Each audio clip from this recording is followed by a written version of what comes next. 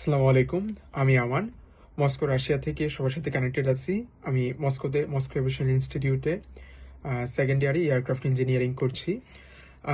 মস্কোর অর্থাৎ whole Russia study পারপাসে যারা আসতে চায় তাদের সাথে আমি বিভিন্ন ইনফরমেশন শেয়ার করে থাকি। আজকেও তার ব্যতিক্রম না। আজকের টপিকটা খুবই ইম্পর্টেন্ট যারা রাশিয়াতে 2026 সেপ্টেম্বর ইনটেকে আসতে চায়।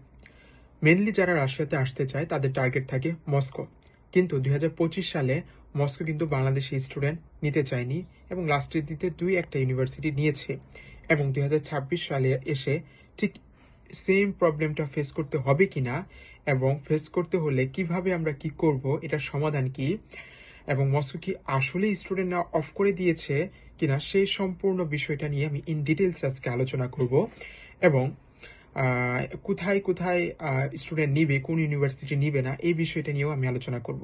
সো আজকের ভিডিওটা যারা রাশিয়াতে আসতে চায় 2026 ইনটেকে তাদের জন্য খুবই ইম্পর্টেন্ট। কেউ ভিডিওটা স্কিপ না করে সম্পূর্ণ ভিডিওটি দেখবা, ইনশাল্লাহ তোমাদের উপকারে আসবে এবং সম্পূর্ণ ইনফরমেশন অথেন্টিক ইনফরমেশন থাকবে, কোনো মিস ইনফরমেশন বা ডিস ইনফরমেশন আমার থেকে শেয়ার হবে না। ওকে, ফার্স্টেই আসি যে 2025 সালে কি প্রবলেম হয়েছিল, কেন Moscow most of the Bangladeshi student কেন নেয়নি সেই বিষয়টা।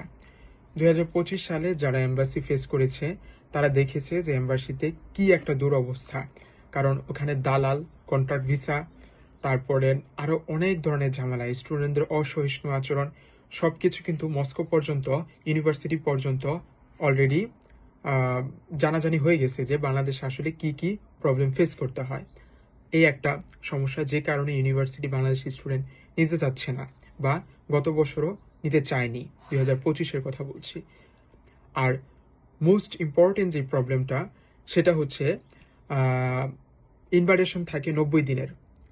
তো 90 দিনের জন্য যখন ইউনিভার্সিটি ইনভাইটেশন পাঠায় এম্বাসিতে, আমরা সেই ইনভাইটেশন জমা দিয়ে ভিসা নিই।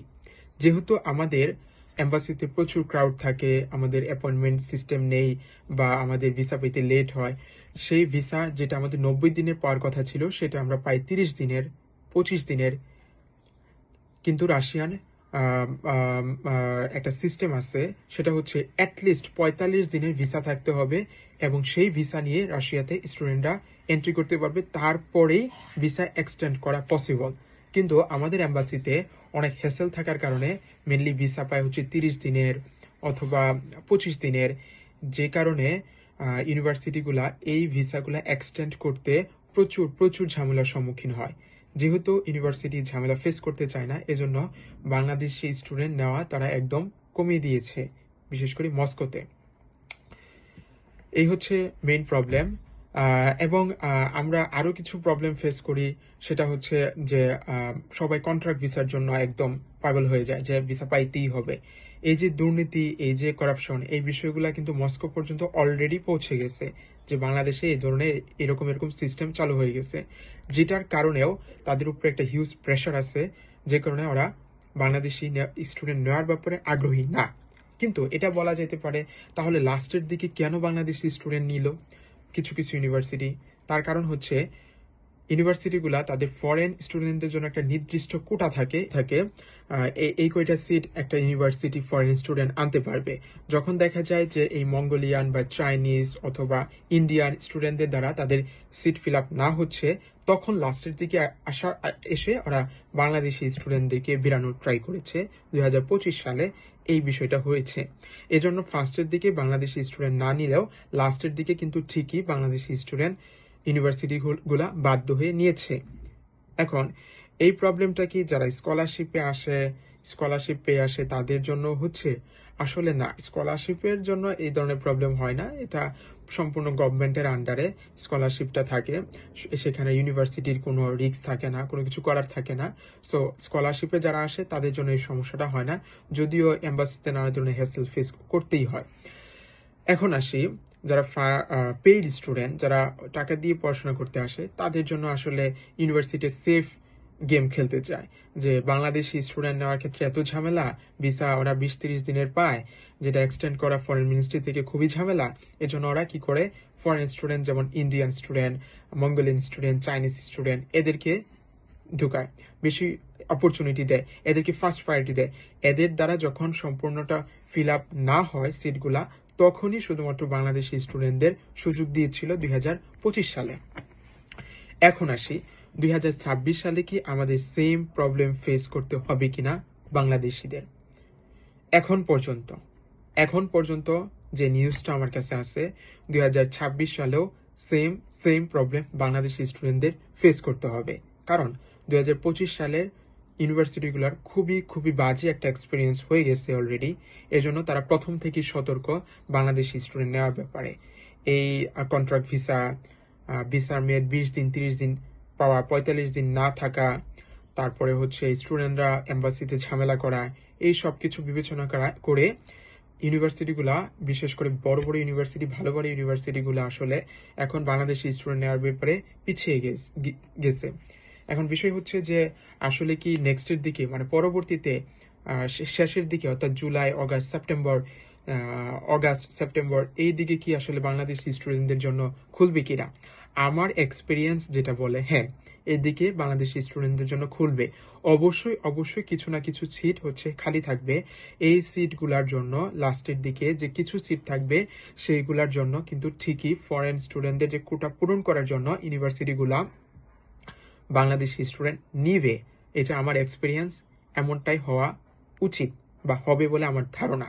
এখন এটা নিয়ে আমি সম্পূর্ণ শিওর হয়ে বলতে পারি না, তবে হ্যাঁ, কিছু অনেক বড় ইউনিভার্সিটি আছে যাদের একদম ফরেন মিনিস্ট্রির সাথে সরাসরি যোগাযোগ আছে, যেমন বাউমান। এদের কিন্তু কোনো ধরনের প্রবলেম ফেস করতে হয় না। ওরা কিন্তু বাংলাদেশি স্টুডেন্ট গত বছরও নিয়েছে এবং এই বছরে এখন পর্যন্ত পজিটিভ যে নিবে। এই যদি মস্কো বাংলাদেশি স্টুডেন্ট না নেয়, তাহলে আমাদের কি করা উচিত, বা মস্কোর উপর কি আমাদের রিলাই করা উচিত? না, একদমই না। মস্কোর পাশাপাশি সেন্ট পিটার্সবার্গ, কাজান, উড়াল, এই যে স্টেটগুলো আছে, এগুলাতে কিন্তু কোনো ঝামেলা এখন পর্যন্ত নেই। এরা কিন্তু বাংলাদেশি স্টুডেন্ট নেওয়ার ব্যাপারে খুবই আগ্রহী। তাই আমাদেরকেও সেফ থাকার জন্য মস্কোর পাশাপাশি পিটার্সবার্গ, উড়াল, কাজান এই ইউনিভার্সিটিগুলোতেও আমাদের, এই স্টেটের ইউনিভার্সিটিগুলোকেও আমাদের ফোকাস করতে হবে এবং প্রথম থেকেই এই স্টেটের ইউনিভার্সিটিগুলোতেও আমাদের অ্যাপ্লাই করে রাখতে হবে। যদি কোনো কারণে মস্কোতে আমরা এন্টার করতে না পারি, তাহলে যেন কাজান, উড়াল বা সেন্ট পিটার্সবার্গে ইউনিভার্সিটিগুলোতে আমরা ঢুকে যেতে পারি।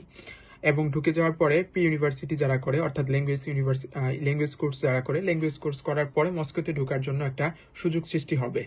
এই হচ্ছে বিষয়।